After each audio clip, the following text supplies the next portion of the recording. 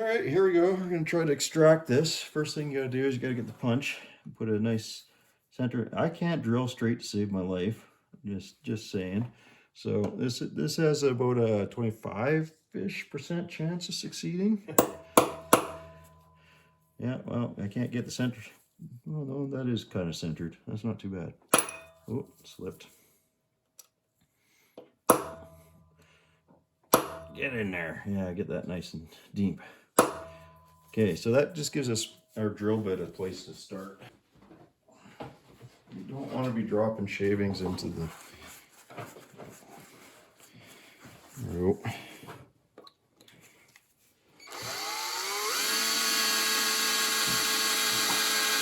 Make sure you have yourself a good set of drill bits and a good drill.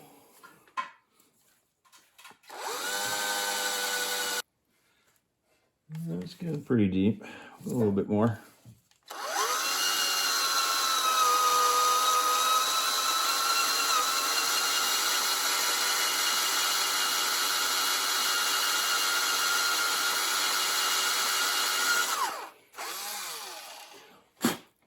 Okay, that's not too bad. Go to the next size. That's just my pilot hole. I like to drill a pilot hole. See, I'm off center, like I said I would be, but it should still work. Now, a real smart fellow would go get himself some reversible drill bits, because that would make your life a lot easier. A lot of times it'll just come out. Whoa, wait, that's coming out. But you know what? If we had reversible drill bits, that would come right on out of there. That's just drilling in farther and farther.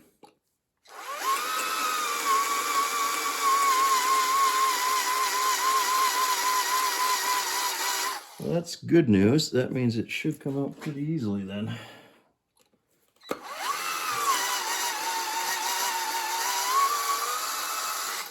Okay, we'll just get the extractor. Away we go.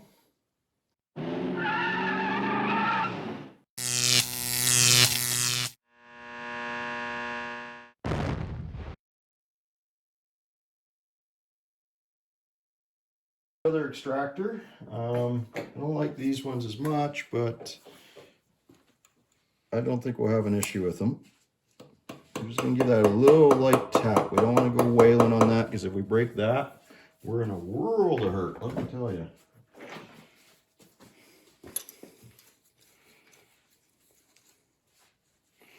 Now, we've seen how easy this spun in there, so I don't think it'll be a problem getting it out. It's getting a little tighter as we get, so we'll just be, oh, there we go, you can see that slip.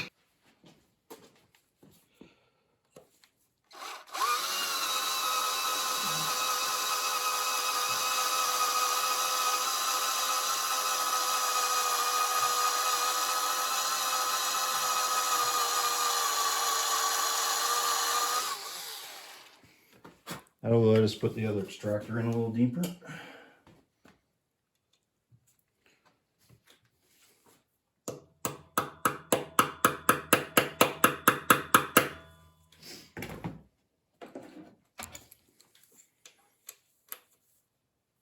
There it goes. Gotcha.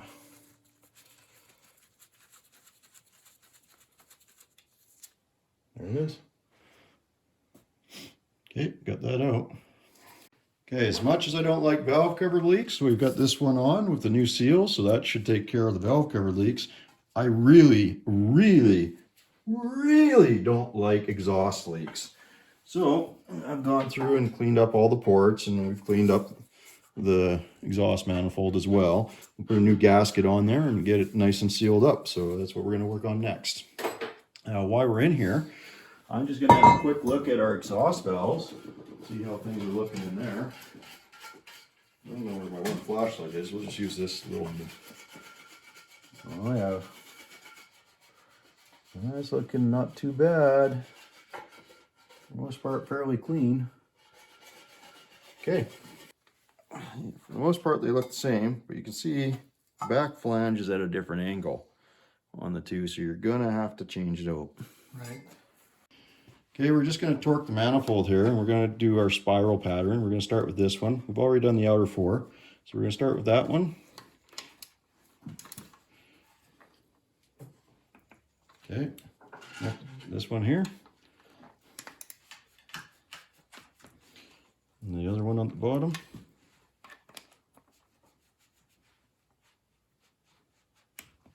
Okay, and then that one. And do this one again, see if it just clicks right away. Okay, and then we'll do the outer 4. I'm going to switch our socket. Starting here. Okay. And this yep. one. Okay, next to this guy.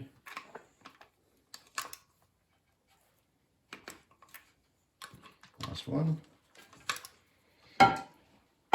So we're torquing these to 17 foot-pounds, or we can go to 194 inch-pounds, which is what we've done. So we're ready to put the exhaust shield on. We'll do that next.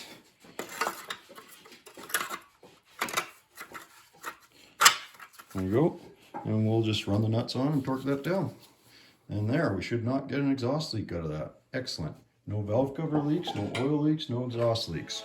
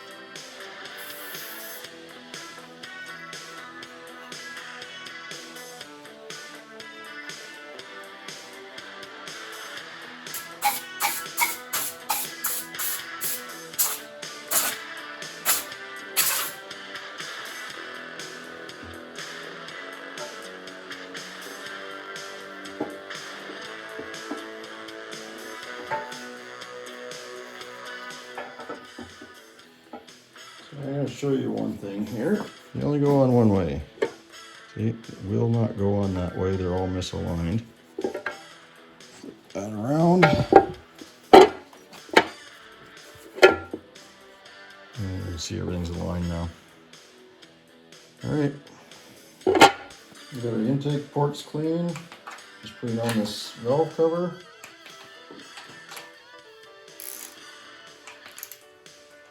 Again, we're going to our spiral pattern.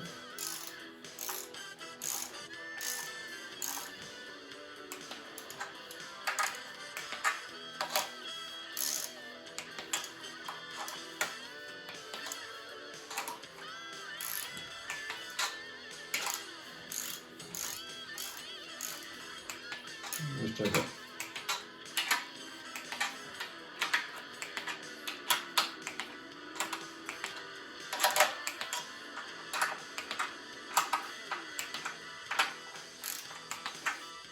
Hey, so motor mounts came off here and here, both sides.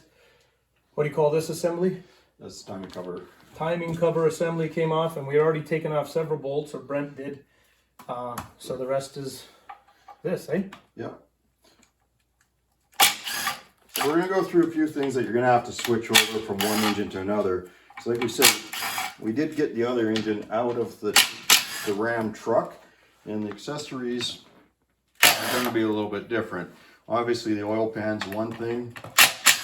We'll go through a couple of the other things. The mounts are different. The oil filter, you'll have to take the adapter off that mounts it at a 45-degree angle and mount it onto the other block. Unfortunately, these engines are all cast pretty much the same, and most of the stuff will just bolt right onto the other one. The other nice thing is that they have reusable seals, most of this stuff. So as long as the seals are in good shape, you can reuse it. Otherwise, if you're not comfortable with that, you can go get up get a kit pretty easy, like pretty inexpensively. You can get a conversion kit. You're not on that very good. Too big. Okay, we'll edit that part out. No, I won't, but don't tell Mike. And you can just use the new seals and switch everything over.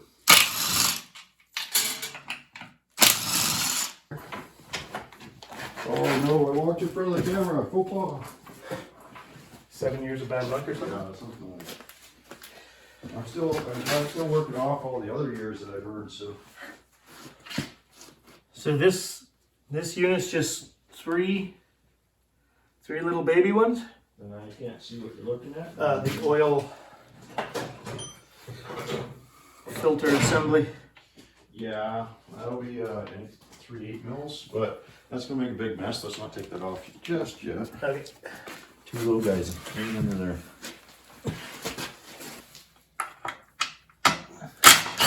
Viewer tip. Check for all the bolts Yeah, make sure you get all the bolts before out. you start pounding on This one too, eh? it. Nice. I'll check the other side. Yeah, sure, no. Okay, next viewer tip, don't let the apprentice tell you it's ready to come off. Double check. That's my bad. Rookie mistake. Well, I guess look at that. Look at that. Just It's a little bit different, eh? yeah, just comes right off when you get all the bolts out, doesn't it? All right. Well, it's because we loosened it with all the beating. Yeah, there you go. Okay, how much metal's in there? Enough to make us like a silver dollar.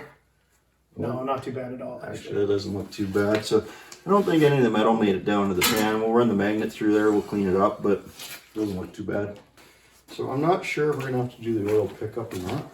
We'll wait till we get the other pan off. But here's our oil pickup right here. These are both rear sump, so we might be okay. However, the depth might be different, so we're gonna have to check and see.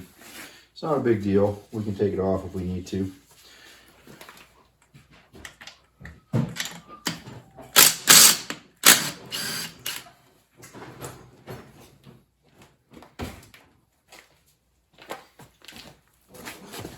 Just try to give this a little bit of a twist.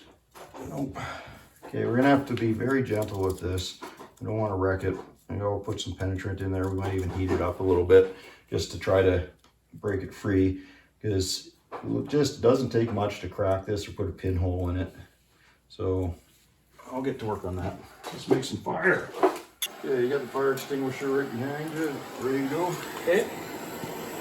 Oil and fire. That was good, brother.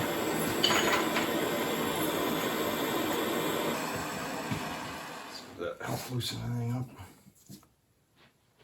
Yep, there she goes. Just like that, man. Nice.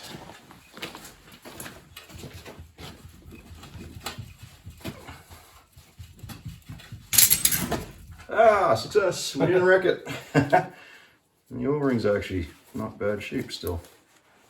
Pretty dry though. We got it. I'll take this off next, but that's going to make a big mess. Okay. Do we have a bucket? I'll hold the dish.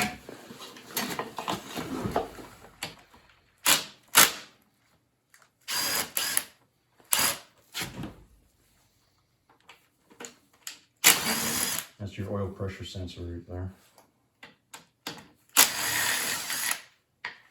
I'm pretty sure I took that one off. Just give it a whack. I'll support the back end. With a rubber hammer or just your hand. hand? That's good. Quick. Up like that. Let's dump that out. Oh, look at that. It sits by itself. Oh. Yes.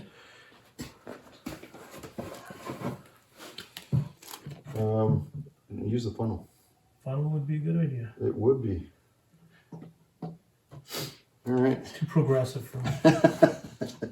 Too progressive. Okay. Give you a progressive kick in the butt. How's that? Perfect. The perfect spot for it. All right. So I think we've got pretty much everything we need off of that one for now. So we're going to move on to stripping the other engine down. As you can see, we have the oil pan off. We're going to try to put the new oil pan on, or sorry, the one from the Cheap Cherokee. And we're just checking out the pickup tube, and it does appear to be the same. I looked up the part number. It's the same as the truck, so we don't have to switch that over. Saves us a little bit of effort. Not that it's that hard, but we're going to just leave it alone anyways. But if you still want to verify it, you can measure things out. Pick a common point, grab your tape measure. We see we're pretty close to 5 inches. Come down on the other engine, right there. Same point and pretty close to 5 inches. So they are the same depth. The other thing I did is I measured off the crank snout back. And I think we got about 20 inches. The reason I measured off the snout is because I wanted a flat spot. I just got to find my metal bar that I used. There it is. So we want something that come out that we can hold flat on both this crank and the other crank. We'll pull it off from the back here, and there you go, about 20 inches. And they're both in the same spot, so I verified it. So we're just going to go ahead and put the oil pan on. Now before I get too far into this, you'll remember when I pulled the dipstick tube out of the truck, it broke. So we still got a chunk in here that we got to get out. I'm going to take my brass punch. I'm going to come up from the bottom, because I don't want to be driving anything into the crank area. And hopefully we can get a bit of a swing on it here. There it is. That's it. A couple little light taps and she's out. And we're good to go to put the new stick in. So let's look at another important difference. You remember the truck has the tin oil pan on it. The Jeep had the aluminum oil pan. The aluminum oil pan is thicker, therefore the bolts are longer. So we'll take a look at the bolts here. I've got one from each. So start by comparing these guys. We'll see if we can get them side by side for you. And hopefully you can see that. There's a bit of a difference in the length. Now, they might work, the truck ones, but there's no need to risk it. Use the Jeep ones. We've got them. The studs, on the other hand, are quite a bit different. There you can see that. Lots of difference in length there. So you definitely want to use the studs from the Jeep. And you might want to mark where those go before you pull the oil pan off, just so you know where to put them back on. Okay, let's get to putting this oil pan on. Okay, we're just going to reuse our windage tray and our gasket. It's in good shape. I don't have another one, so I'm not going to bother putting a new one on. I haven't had problems with those leaking. Now, you don't have to, if you're really concerned about it, you could run a bead of silicone, I suppose, but I'm not that concerned about this. It was in pretty good shape. So one thing I want to point out is that the Jeep and the truck windage tray / gasket is not exactly the same. The truck has this hole right here in this back corner. The Jeep does not. So it should seal anyways, but I'm going to put a little bit of silicone in there to make sure. Now, the next person that takes this off might curse me, but that's okay. Just put a little dab in there, and I'll do the same thing down on the other side here. And then we'll put our oil pan on. Just wanted to point that out. I don't really feel like going through the effort of changing all this, so that's what we're doing. We've cleaned up our oil pan as good as we need to. So we're going to get to bolting this on. The other thing is when you come to the top of the oil pan, I'll show you that with a timing cover, that you will need to put some silicone, just a little bit of silicone in there.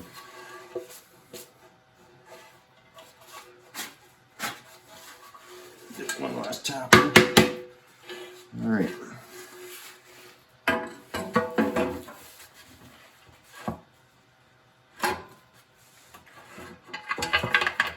Just get one of the big guys started. Now, the gasket doesn't run out to these big bolts, so we're going to have to get some of the little guys in. And they might not line up at first, so put one in, and then you have to move the pan around. Once you get one started, the rest will pretty much fall into place.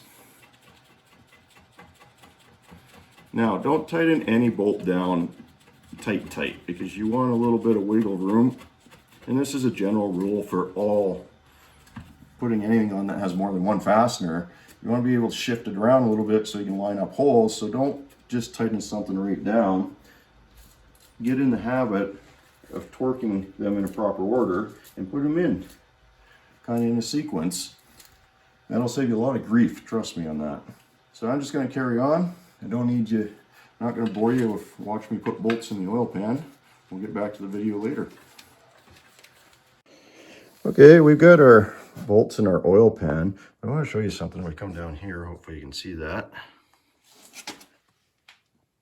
You can see that this says oil pan fastener installation sequence is important. See service manual for instructions.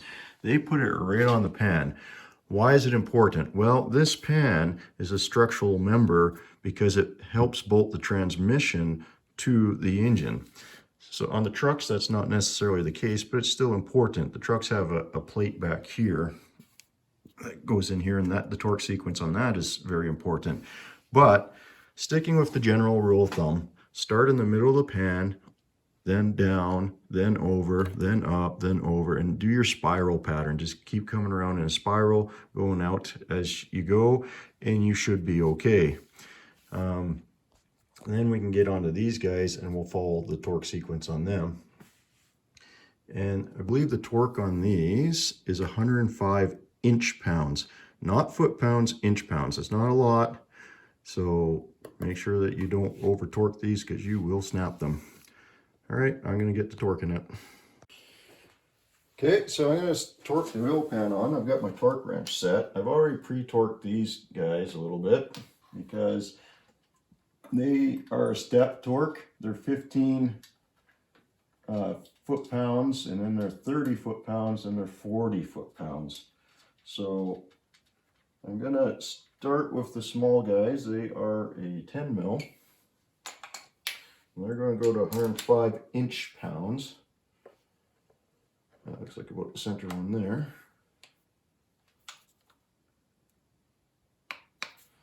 I'm going to go down from that one.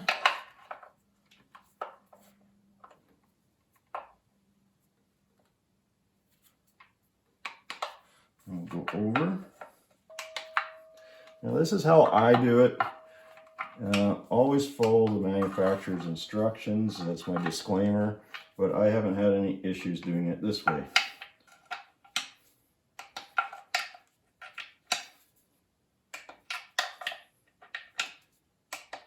Okay, we're done with that one. Remember, return your torque wrench to its lowest setting. Don't go past the lowest setting. Okay, now we're going to do these big guys. So we're going to go 1, then the farthest one back down here, 2.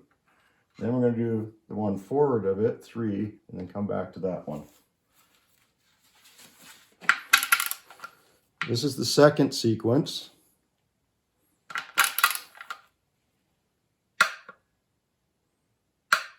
Those are 30. Now we go to 40.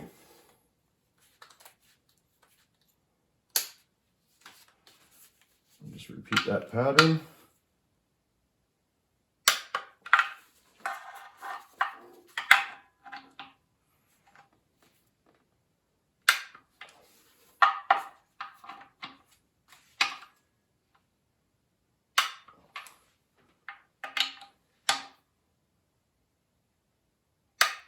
There we go. Oil pan's torqued on. Obviously we don't have our front timing cover on yet, so we'll deal with that when we come to it. Again, going to return the torque wrench to its lowest setting. So that's still at 105. 105. You're just double checking, but they should not have loosened up too much, even with torquing those big ones down. Where are you? There you go. Oh, it took a little bit. Back to. Oh, they're still good. Okay, so I went through, these two needed, the one here and the one down there, they needed to be retorqued. The rest should be fine. It's just because these big guys put a lot more pressure on there. And we're good. Okay, the next thing we got to switch over, I wish you the best of luck on because this thing can be a nightmare, is this oil filter adapter. the new adapter plate for the Jeep has to mount on there like that, and you can't have that standpipe there. So we're gonna have to get it off. Now, if you're lucky, it's got the Allen key inside, and these do get Loctited, so man, it takes a lot to break them free. And sometimes you can get it with that Allen key. This one didn't, so if you're really lucky, you can heat it up, get it with the pipe wrench, a good sharp pipe wrench. We weren't that lucky. So now I'm down to trying to weld a bolt in there, and they do come out. It's just going to take some effort. So here we go. Let's see what happens. So as much as I really didn't want to do that, I did weld the nut on there. So let's see what happens. Oh, that still don't want to move. Oh, there it goes. Look at that. Oh, that was tight. Yeah, I don't like coming out.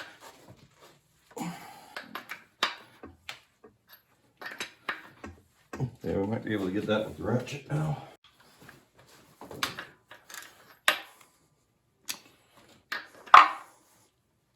Oh, that's still really tight.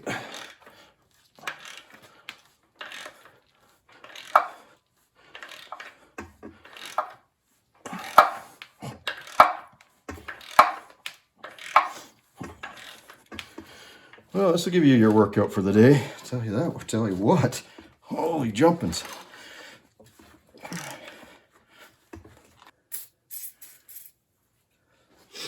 Looks like it's going as it comes out, but that's okay. We don't need it going back in.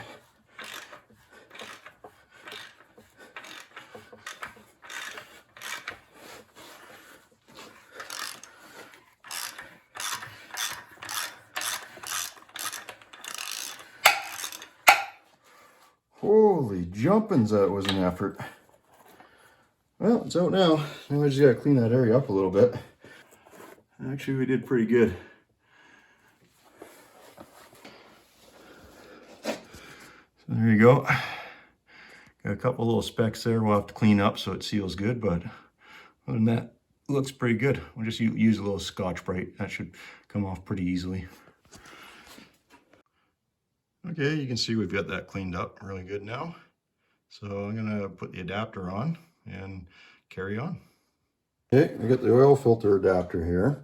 This is your oil pressure sensor or oil pressure switch. This is your oil temperature switch. I think I called that the pressure earlier when we were pulling the engine out, but that's the temperature switch. So this should just bolt right on in place.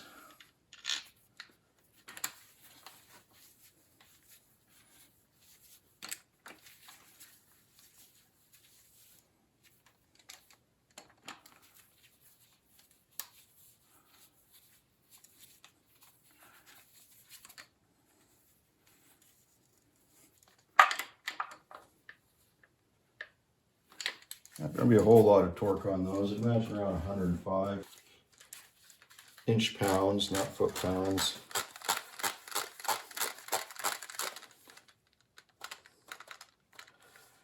Now let's see if this breaks one off. Nope.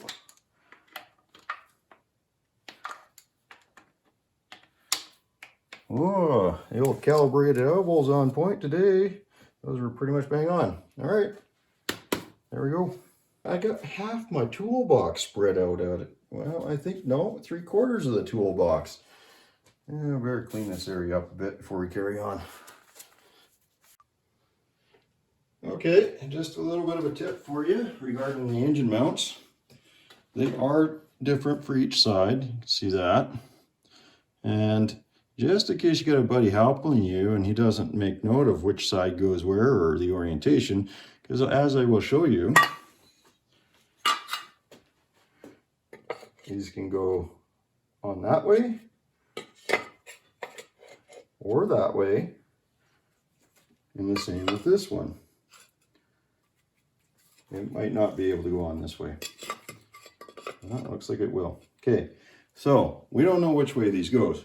Fortunately, we recorded some of this, And you'll see if I can show you this, that this has a part number on it. Don't know if you can read that or not, but it's 305 AD.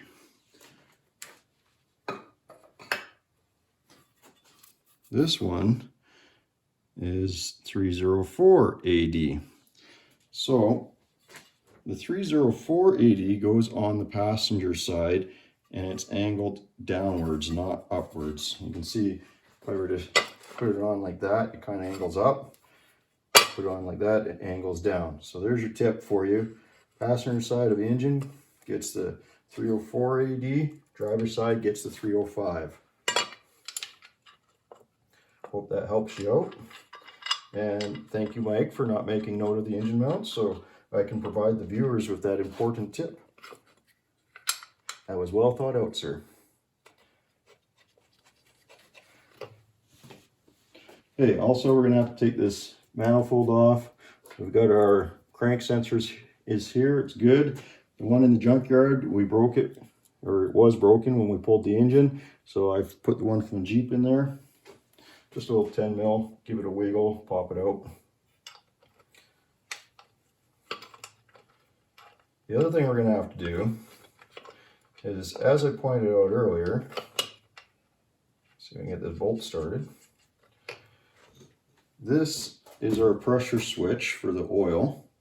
And you can see we now have two.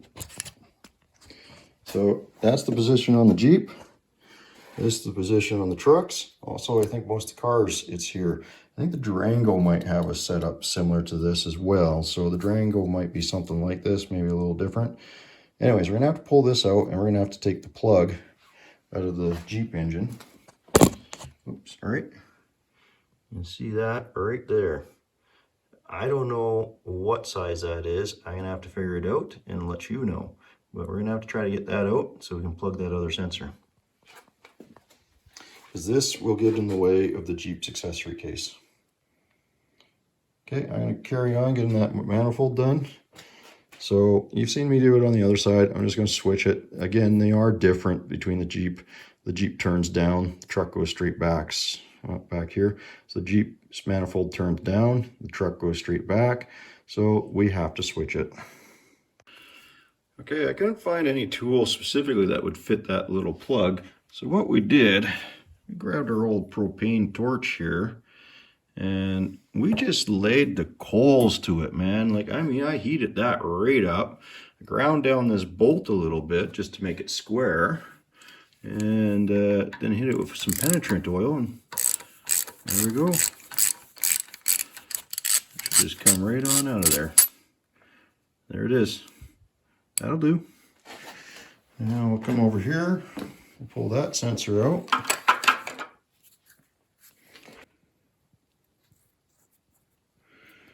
There we go.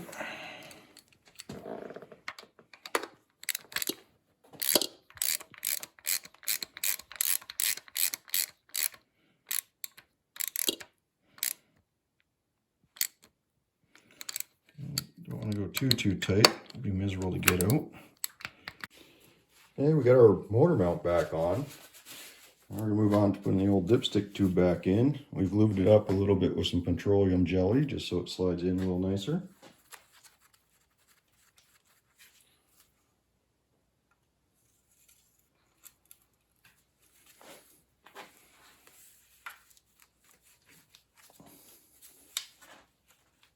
There we go.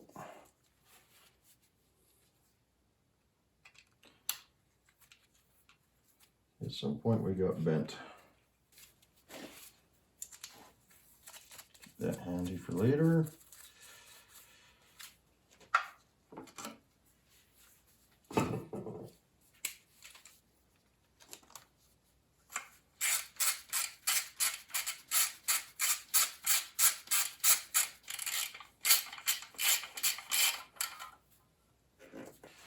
Now I'm going to try to roll this over so I can work on the other side. We've got everything done over here. We got the valve cover on, the exhaust manifold, engine mounts back on, and the dipstick tube and the oil pan. We've got everything switched over.